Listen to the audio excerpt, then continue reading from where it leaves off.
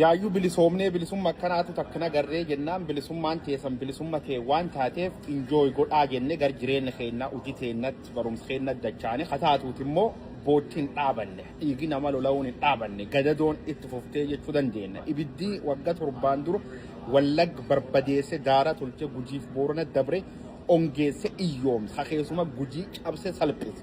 Hajiddu galeessa Oromiyaa dhufe laf qeera qalma tolchituun ammaan tan dabareen Harargee Arsii waan jiru fakkaataa jechuudha. Arsii gubuu irratti argamu. Arsiin gubachuu jirti. Harargee karaa irratti lamaan nama eeganii konkolaataa keessa guuranii agartee akka horii gurguruu jiranii jechuudha. Gurguranii illee ilmi nama bitamee gartee lubbuu fi oolfachuu hin dandeenye qalamuu irratti argamuu jechuudha. Hundi caala kana ajaa'ibu ilmi nama qalamuu caala du'atti nama du'eettu.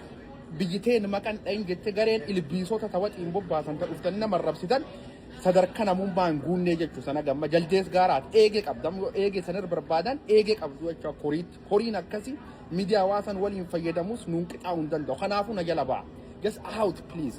Annamoo sammuu namaatiin iyyaan garbummaan komfort tolchitu waliin hiriyoomuu waan hin barbaanneef dafaa ba'a. Ba'uu baannaan ammoo si qulqulleessaa jechuudha. Sirra shanaa jechuudha. Dhuftee na jalatti afaan banuu siifnee yam jechuu barbaadeeti. Namta jalqaba ilmi namaati naasuun qabdu taanaan buddeenatti waxiitti lubbuu ilmi namaa sii caal taanaani na waliin furallee ta'uu hin dandeenye akkasumas nam jedhes laakka'uu hin danda'u jechuudha. Just out dafa.